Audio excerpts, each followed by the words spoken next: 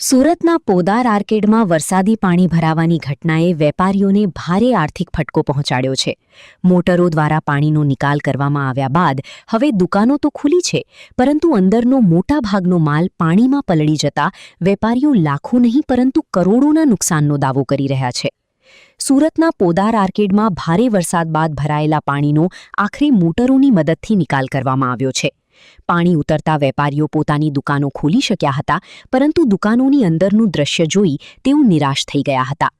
દુકાનોમાં રાખેલો mobile accessories સહિતનો મોટાભાગનો માલ પાણીમાં પલળી જતા ભારે નુકસાન થયું છે. અનેક દુકાનોમાં મોબાઈલ એસેસરીઝ અને અન્ય સામાન પાણીમાં તરતો જોવા મળ્યો હતો. વેપારીઓના જણાવ્યા મુજબ આ ઘટનામાં તેમને લાખોથી લઈને કરોડો રૂપિયાનું નુકસાન થયું છે.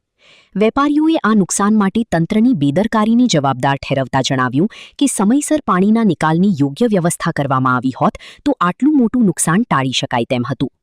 હાલ વેપારીઓ નુકસાનનું મૂલ્યાંકન કરી રહ્યા છે અને જવાબદાર તંત્ર સામે યોગ્ય વળતર તથા કાર્યવાહી કરવાની માંગ ઉઠાવી રહ્યા છે. એક અહીંયા 10 નંબર દુકાન છે, 11 નંબર છે, પણ બે પાણીથી ફૂલ થઈ ગઈ હતી. બેસમેન્ટમાં દુકાન હતી, એના ઉપર ગોદામ હતા, તો ગોદામમાં પૂરું પાણી ભરી ગયું છે. બે જગ્યાનો માલ નષ્ટ થઈ ગયો છે. 1 રૂપિયાનો માલ બચ્યો નથી. કાલ પરમ દિવસે મતલબ 48 કલાક થઈ ગયા.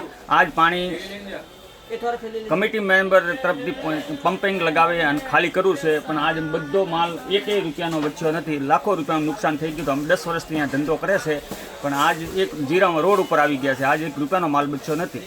શાના કારણે આવું થયું છે? ભારે વરસાદના હિસાબથી 2 કલાકમાં એટલો વરસાદ પડ્યો કે પાણી થઈ ગયું. ગટર બધા બ્લોક થઈ ગયા. એના હિસાબથી પાણી ગટરમાં ગયું નહીં, તો બધો રોડનો પાણી પોદારમાં ઘૂસી ગયો. એટલે વેપારીઓને ખાલી 10 થી 15 મિનિટ જ ટાઈમ મળ્યો, તો એને ખુદની જાન બચાવીને બહાર નીકળી ગયા અને સામાન એને અંદર જ રહી ગયો. જો લોકોને ઉપર પહેલા માળા ઉપર માલ હતો એ બધાને પલળી ગયો.